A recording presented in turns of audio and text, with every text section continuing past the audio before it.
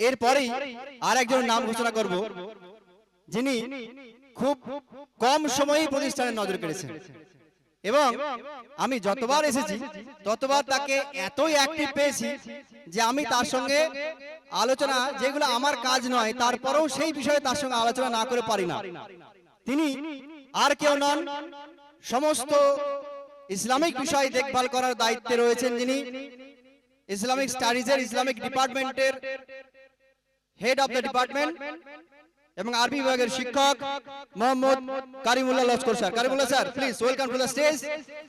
কারিমুল্লাহ স্যারকে সম্মাননা প্রদান করবেন সম্মানীয় সেক্রেটারি মহাশয়।